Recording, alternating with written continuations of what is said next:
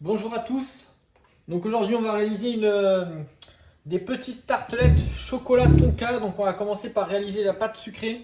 Dans la cuve du batteur, vous allez mettre la farine, le sucre glace et le sel. Et on va mélanger tout ça à la feuille. Si vous n'avez pas de batteur, vous pouvez très bien le faire à la main, ça va fonctionner, il y a zéro souci. Donc on met la feuille, on mélange. Ensuite, on a cassé 3 œufs, donc on les a clarifiés pour récupérer les jaunes. Donc on mélange et ensuite on incorpore les jaunes d'œufs à la préparation.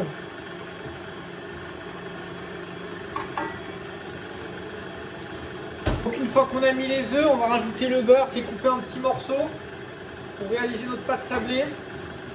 Et ensuite on va les laisser mélanger tranquillement jusqu'à ce qu'une belle pâte se forme.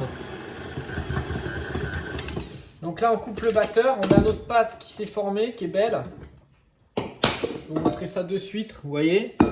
Ce qu'on fait, c'est qu'on va l'assembler et on va la filmer.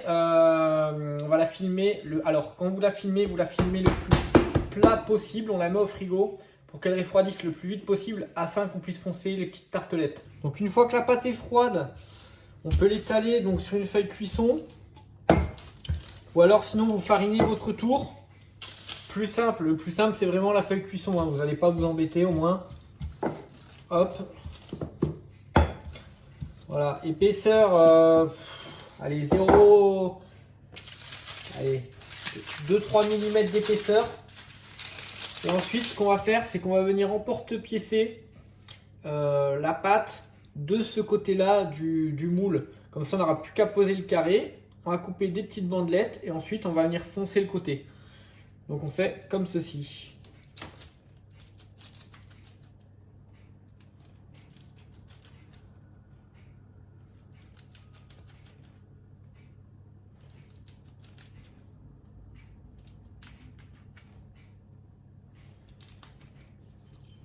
Hop. Et ensuite on va venir récupérer les carrés, les positionner sur la plaque de cuisson avec le moule au centre.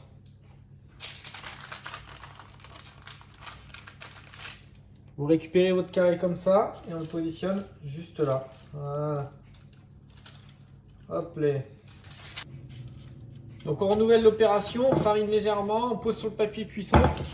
Et là ce coup-ci on va aller dans la longueur. Voilà.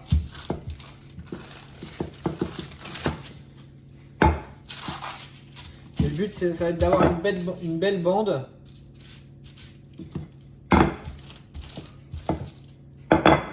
Pour pouvoir faire le tour et foncer correctement.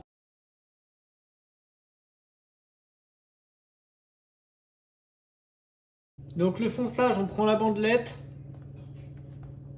Donc là, elle casse un peu. On fait le tour.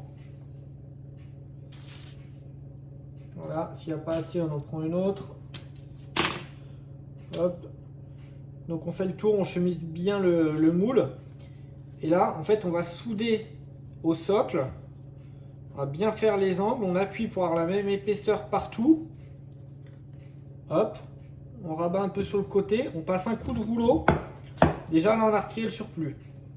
Ensuite, on remet encore de nouveau à niveau. Et donc là, une fois qu'on a tout qui est bien régulier, avec un couteau, on vient se mettre à hauteur de partout. Et donc là, on a un moule régulier, un fonçage propre, et on n'aura plus qu'à piquer avant de mettre en cuisson. Donc une fois qu'on a tout foncé, que c'est régulier, on va piquer les tartelettes et on va les enfourner. Et ensuite après cuisson, on va pouvoir du coup couler notre petite ganache au chocolat. Donc en parallèle, on va faire une ganache chocolat. Donc on met à bouillir notre crème liquide entière 30%. Dès que ça bout, on va la verser sur le chocolat. On la verse en 3 fois. Et en fait, on la mélange dans l'idéal à la maryse et non au fouet. Parce que si vous la mélangez au fouet, vous allez incorporer de l'air. Et là, on fait une ganache et pas une ganache montée. Donc le but, c'est qu'elle soit lisse et onctueuse. Donc incorporer le minimum d'air. Donc pour ceci, on verse en 3 fois le chocolat, on mélange à la maryse. Une première fois, ça va permettre déjà de le faire fondre un petit peu. La deuxième, pareil.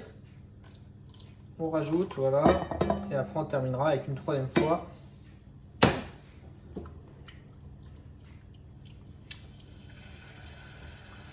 Pour terminer notre émulsion. Hop là. Et on mélange délicatement. Donc juste après la fin de cuisson de nos tartelettes, on va prendre notre ganache chocolat qu'on va verser dans une poche pour pouvoir les pocher à l'intérieur. Donc on met bien la totalité de la ganache. Et donc une fois qu'on a mis en poche notre ganache, on va la pocher dans les tartelettes régulièrement de façon à ce que ça aille à hauteur de chaque bordure.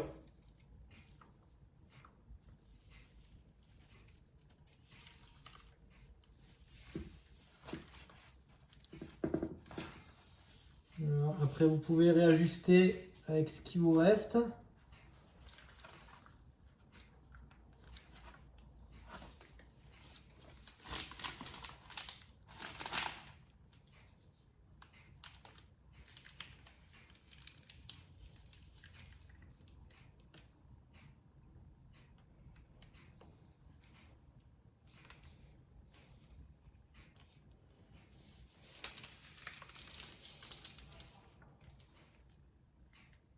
Et donc pour que ce soit bien régulier,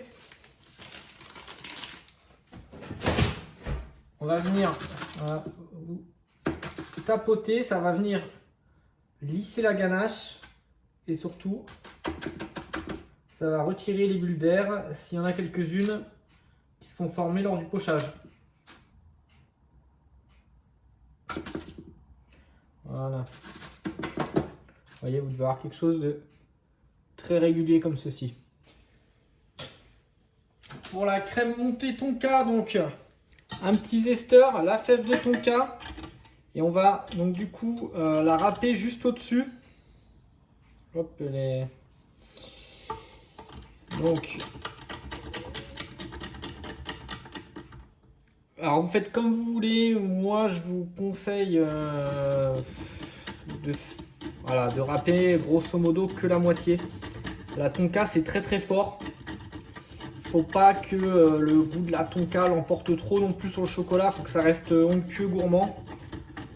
Donc, pour moi, n'allez pas jusqu'au bout. Vous voyez, j'ai gardé la moitié de la fève. Hein. Donc, je vous conseille, vous faites ça. Vous rajoutez le sucre. Et on mélange et on va monter la crème, tout simplement.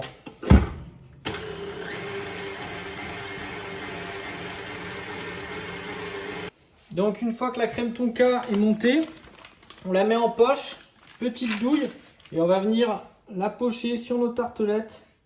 On fait des belles boules, des petites bouliches comme ça, bien régulier.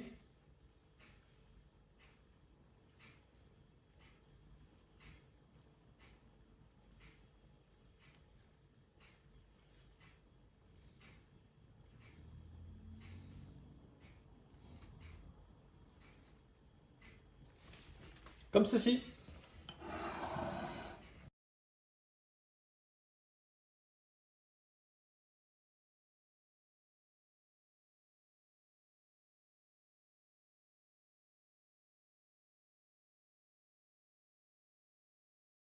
Donc ensuite, une fois qu'on a poché notre crème montée tonka, on va venir râper un peu de chocolat avec un zesteur juste au-dessus.